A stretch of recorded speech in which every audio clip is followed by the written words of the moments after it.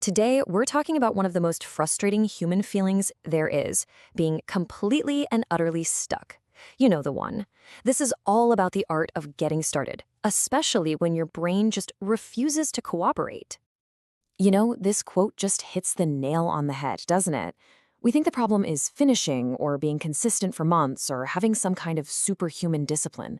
But nope, for so many of us, the entire battle, it all comes down to that one single, incredibly difficult moment of just starting.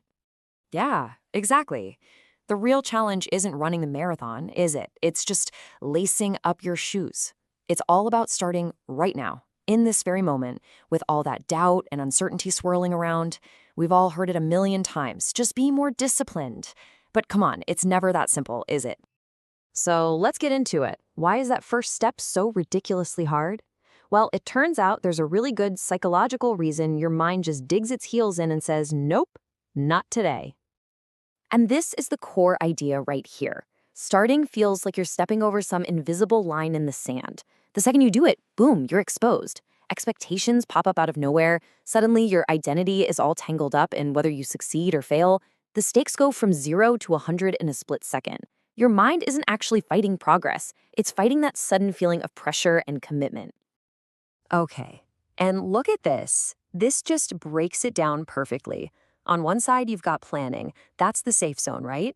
It's cozy, it's all theory, there's zero real commitment. But then there's starting, and that's where you feel totally exposed, you feel locked in, you're committed. And this explains so much. It's why you can spend hours, maybe even days, planning something to perfection and then just freeze when it's time to actually do it. All right, so how do we get around this mental roadblock? There's this amazing idea from the Kaizen philosophy. Instead of trying to just brute force our way over that scary line, we're going to find a gentle way in, a little side door that doesn't feel like some big, terrifying commitment. And this is our secret weapon, the entry point. Now notice what it says there. It's not the task itself. It's the absolute tiniest, most microscopic step toward the task. It's like you're trying to sneak past a guard dog. You move so slowly, so quietly, that your brain's internal alarm system doesn't even go off. It doesn't see a threat, so it doesn't fight back. And look at these examples. This is how small we're talking. Just opening the document, putting on your shoes. I mean, they seem totally insignificant, right? Almost silly. But psychologically, oh, they are absolute game changers. They create motion without signaling effort. And that little trick is all it takes to break out of that frozen state. This is so important. We sit around waiting to feel ready. We wait for that lightning bolt of motivation to strike. But you know what? It almost never comes on its own. The powerful truth is that the simple act of entry, that tiny little movement, is what actually creates the readiness. Entry creates readiness, not the other way around. Okay, so let's take this one step further. We're going to build on this idea of an entry point and take it to the next level with a strategy that is so effective. We're going to make the first step so small, it's almost ridiculous. Yep, that's the phrase, an embarrassingly small start. I love that. It has to be so tiny that even your harshest inner critic just kind of sighs and rolls its eyes. It's got to be so easy that there is literally no good reason not to do it. So what does that look like in practice? Well, here are some perfect examples.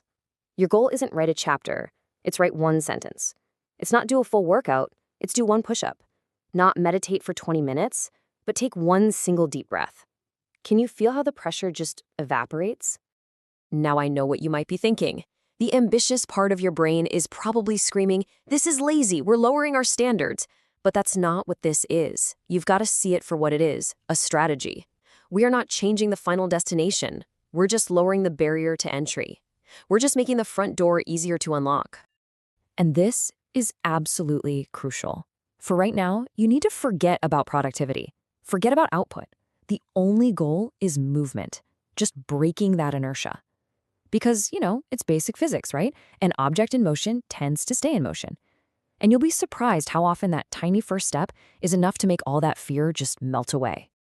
All right, theory is great, but let's make this real. Let's get practical.